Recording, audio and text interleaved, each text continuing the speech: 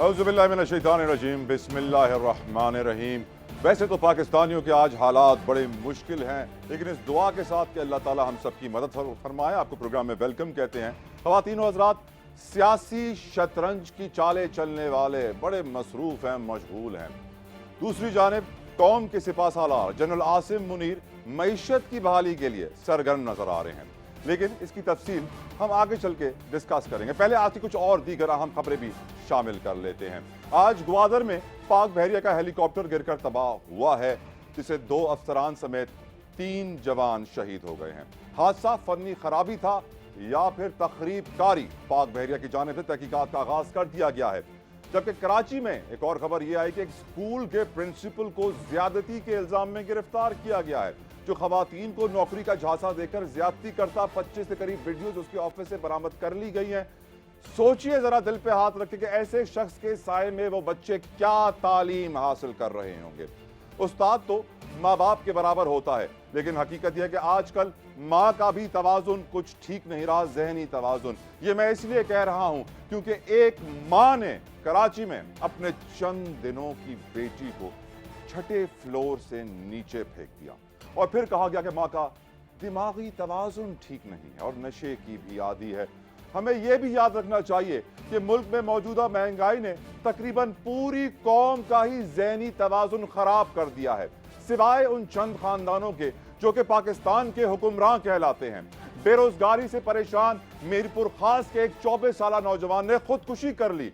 बढ़ते हुए खुदकुशी के वाकयात पर आज एक अच्छा कदम सैलानी वेलफेयर ट्रस्ट की जानिब से देखा गया, जिन्होंने ऐलान किया कि कराची में अगर कोई शख्स ऐसे हालात से तंग आकर खुदकुशी करना चाहता है तो ना करे, उनसे राब्ता करे, उसे नौकरी भी देंगे और उसकी मदद भी की जाएगी।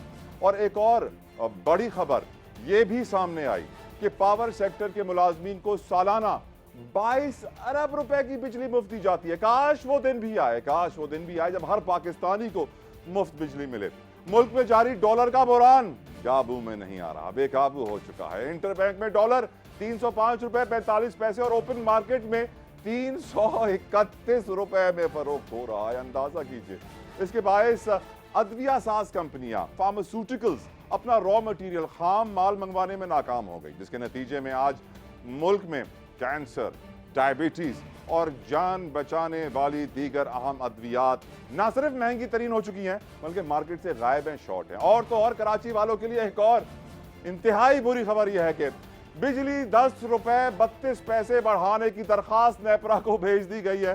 4 रोज में चीनी की कीमत 40 रुपए बढ़ गई है और पीडीएम के इत्तेहादी एक दूसरे से गुत्थम गुत्था और थुक्कम थुक्का नजर आ रहे हैं। नून लीग कह रही है पीपल्स पार्टी की वजह से, पीपल्स पार्टी कह रही है नून लीग की वजह से। इंतहाई परेशान कुन, हैरान कुन, तबाह कुन सूरत हाल में मईशत की कमान अब सिपाहसालार आला chief of army staff general Asim Munir ने संभाल ली है। और गुज़िश्ता रोज ताजर बरादरी से मुलाकातों के दरमियान SIFC special investment facilitation centre पर उन्होंने बड़े कॉन्फिडेंस, बड़े एतमाद का इजहार करते हुए इस बात का इरादा किया है कि मुल्क में 100 अरब डॉलर्स की इन्वेस्टमेंट आएगी। अल्लाह करे ऐसा हो। साथ साथ उन्होंने ये भी कहा मनी एक्सचेंज के निजाम में शफाफियत लाई जाएगी। आर्मी चीफ मुल्क की मईशत को मजबूत मुस्तहकम देखने के ख्वाहिशमंद हैं, क्योंकि मुआशी इस्तेहकाम लाए बगैर दुश्मन का मुकाबला करना मुश्किल ही नहीं, हकीकत यह है नामुमकिन।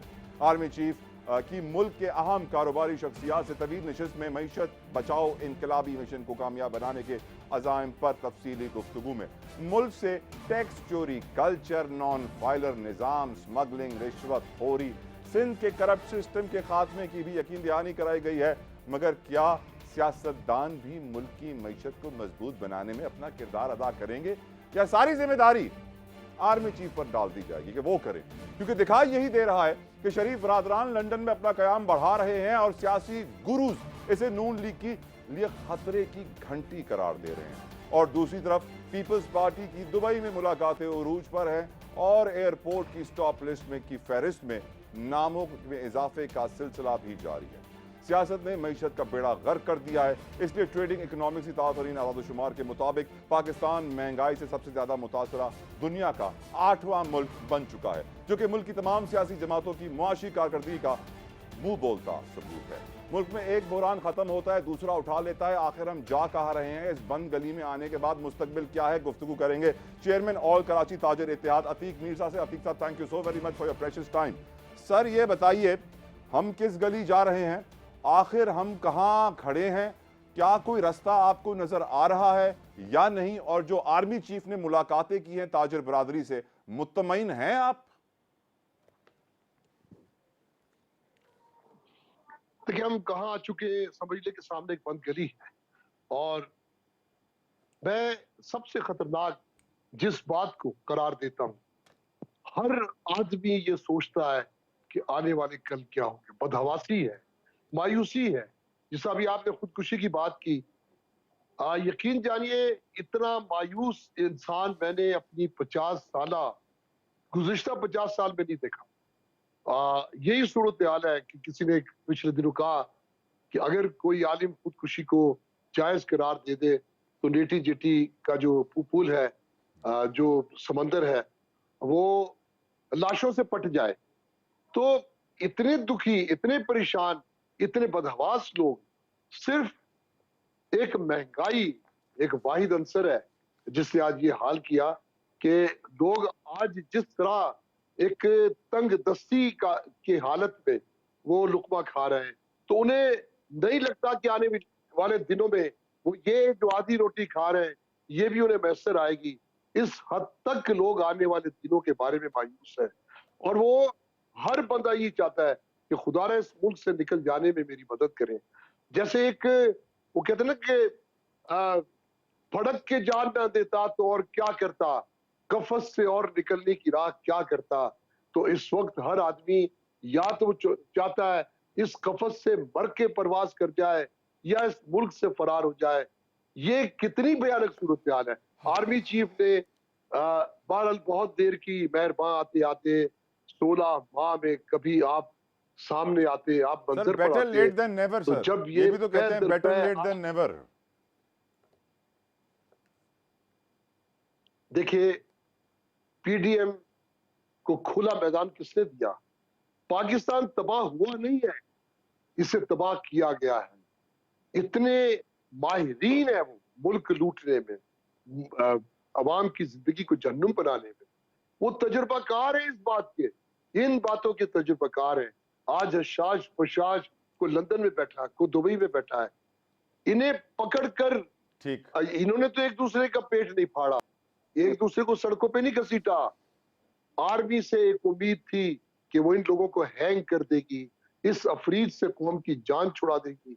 लेकिन आर्मी भी 16 माह तमाशाई रही।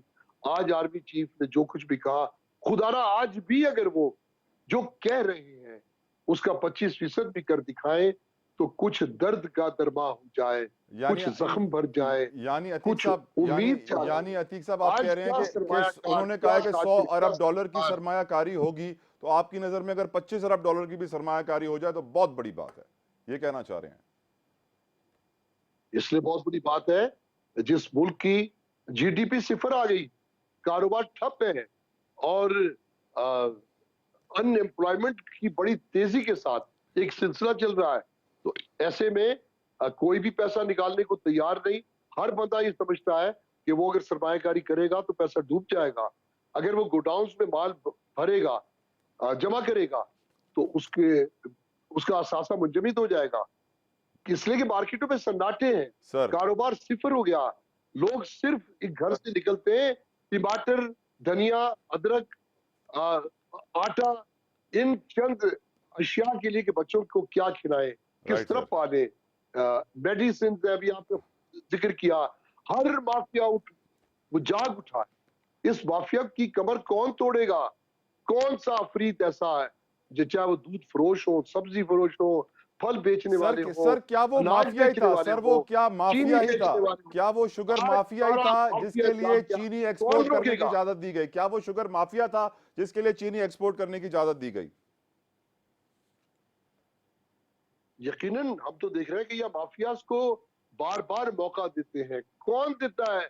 कौन ये पॉलिसी बनाता है? यकीनन शुगर मिलर्स भी माफिया है।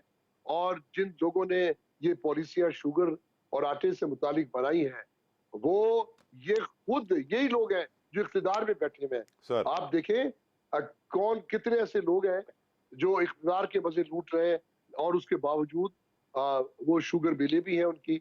एक दूसरे को चोर कहने वाले माजी में, देखिए चीनी से वाबस्ता कितने लोग हैं जिनकी अनगिनत मिले हैं, आज वो अपनी अपनी सियासी जमातें बना के बैठे हुए हैं। ठीक सर। तो इन्हें किसने मौका दिया? आज इनको कौन इग्नोर कर रहा है?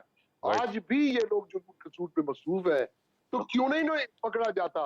मैं तो समझता हूँ, देखिए इस वक्त गैर एलानिया मार्शल लगा है, आर्मी चीफ को चाहिए इन्हें सरे आम फांसी दें, राइट इन सर। लोगों को लटकाएं, अतीक इन्हें साहब, अवाम के सामने देखे हमारे। अतीक साहब, देखिए अतीक साहब, दिनों एक में सवाल। अब मुल्क से समझ जाएंगे, आज अफगानिस्तान है साफ सुथरा हो गया, अतीक साहब, ईरान कितना बेहतर है कि आज हम ईरान की स्मगल्ड अशिया इस्तेमाल कर रहे हैं। इसी तरह टर्की को देख लीजिए, आपके सामने श्रीलंका की मिसाल है, बांग्लादेश की मिसाल है, किस तरीके से उनके डॉलर्स को उन्होंने कंट्रोल अतीक किया साहब, हुआ है। अतीक साहब, उनके मुझे रुपए जो में याद आ रहा है इस्तेहकाम सर, है, अगर इजाजत दें, उनकी सवाल करने की महंगाई। इजाजत दें अतीक साहब, मुझे याद आ रहा है वर्ल्ड वॉर 1 के बाद एक ग्रेट डिप्रेशन आया था, जिसके बाद हाइपर इन्फ्लेशन जर्मनी और यूरोप के दीगर शहरों में देखी गई थी, जहां हर 10 मिनट के बाद, हर घंटे प्राइसेस चेंज होती थी। डबल रोटी लेने के लिए पूरे एक बड़े से बैग के अंदर कैश ले जाना पड़ता था। क्या हमारा मुल्क भी अब हाइपर इन्फ्लेशन की तरफ जा रहा है कि हर घंटे चीजों का नया रेट आएगा हुजूर? जा चुका है, जा नहीं रहा। आज आप देखिए, कोई चीज आप खरीदने निकले आज और उसके 4 दिन के बाद देखें उसकी कीमत में रद्दोबदल हो चुका होगा, कीमत बढ़ चुकी होगी। एक ही लोगों को एक ही एग्जाम्पल देते हैं, एक ही रीजन बताते हैं कि चूंकि डॉलर महंगा हो गया इसलिए अशिया महंगी हो गई, चूंकि बिजली महंगी हो गई इसलिए मजबूर है हमने कीमतें बढ़ा दी, क्योंकि पेट्रोल महंगा हो गया इसलिए हम महंगाई करने पर मजबूर हैं। कुछ तो असबाब है ये भी कि इन अशिया की, इन सहूलतों की जो कीमतें बढ़ती हैं तो असर पड़ता है, लेकिन दूसरा असर वो जो खुले हाथों, जिनके हाथों में बेड़ियां नहीं है, जिनकी रुकावट नहीं है, प्राइस कंट्रोल कमेटियां सरकारी तौर पर जो जिनसे पैसा लेते हैं और उन्हें आवाम के खिलाफ शब खून की इजाजत देते हैं। एक सबब ये भी है, महंगाई का एक दोहरा निजाम है कि एक रीजन भी है और दूसरा उनकी मसनूई तरीके भी है, तो इन्हें सरकार रोकती है। एक तरफ तो हुकूमती सतह पर ऐसा माहौल दिया गया कि लोगों को कीमतें बढ़ाने का जवाज है, दूसरी जानिब मौका दिया गया जो चाहे तो करो, तो ये तो तरीका नहीं है। अगर ये मुमलिकत है, अगर निजाम है, अगर कोई हुकूमत है तो उसके रिट भी तो हो। जब हुकूमती रिट खत्म हो जाती है, जब अदलिया मफलूज हो जाती है, जब आइन मुअत्तल हो जाता है, तो फिर वो मुल्क पाकिस्तान की शक्ल अख्तियार कर लेता है। Right sir. आज पाकिस्तान भी ऐसा ही एक मुल्क है जहां हर मुजरिम आजाद है, कानून उसे क्या पकड़ेगा, राइट सर। कानून उसका सरपरस्त है। सर इसीलिए आखिर में एक इंपॉर्टेंट क्वेश्चन सर, हर आखिरी कोई मिनट, एक बहुत इदारा जरूरी सवाल पूछना है सर आपसे। बहुत जरूरी सवाल ये है कि आईएमएफ खुद इस बात का इतराफ कर चुका है कि डॉलर की मार्केट में, एक्सचेंज मार्केट में जो मैनिपुलेशन इसहाक डार साहब ने की थी उसकी वजह से आईएमएफ प्रोग्राम में ताखीर हुई। क्या आज भी कोई मैनिपुलेशन आप डॉलर की और फॉरेन एक्सचेंज की मार्केट में आप देख रहे हैं, क्योंकि डॉलर ने सबकी चीखें निकाल दी हैं अतीक साहब? देखिए आज भी क्रैकडाउन करें, जो डॉलर दबा के बैठे हैं मार्केटों में, डॉलर की रेट फेल हो जाएगी। ये सब मसनूई है। जिस तरह स्टॉक मार्केट है, जब चाहे ऊपर ले जाए, जब चाहे नीचे ले जाए, इस तरह डॉलर्स की भी मैनिपुलेशन है और बहुत बड़ी सरमायाकारी है इसमें। ऐसे लोगों की सरमायाकारी है जिनके पास इतना पैसा है जिसका हमें आपको तस्वुर नहीं है। यही सबब है कि आज देखें सोना, डॉलर, ये लोगों के पास अरबों रुपए की सरमायाकारी है। आर्मी चीफ ने इस तरफ भी निशानदेही की है। मैं कहता हूं कि उस पर कतन ताखीर ना करें। आप क्या समझते हैं, सियासतदान तो सियासतदान, ब्यूरोक्रेट्स के घरों में छापे मारे, पाकिस्तान का कर्जा उतर जाएगा। ये इतनी करोड़ों में रिश्वत लेने वाले ये जितने भी ये बड़े बड़े इदारे हैं, ये एक तरफ तो अपनी अपनी जमातों को पालते हैं जिन्होंने इन्हें ये सीटें दी हैं, बहुत बहुत और शुक्रिया, दूसरी तरफ ये अपना घर बहुत बहुत बनते हैं। शुक्रिया अतीक मीर साहब, चेयरमैन ऑल कराची ताजर इत्तेहाद हमारे साथ मौजूद थे और उन्होंने बड़ी अच्छा मशवरा दिया है कि सियासतदानों के और सरकारी अफसरान, ब्यूरोक्रेट्स के घरों पर छापे मारे जाएं, पाकिस्तान के कर्जे उतर जाएंगे। लेकिन एक बात तो वाजे है, अगर हम इसी तरह चलते रहे तो rich gets richer, poor gets poor, वही 400 खानदान हैं जो रईस तर होते जाएंगे और बाकी पूरी कौम गरीब तर होती जाएगी, जो कि हम अब अफोर्ड नहीं कर सकते, जो हमारे मुल्क के लिए बहुत नुकसानदेह होगा। एक ब्रेक के बाद सियासतदानों से पूछेंगे कि क्या उन्हें अपनी नाकामी पर कोई शर्मिंदगी है, कोई नदामत है या नहीं। हमारे साथ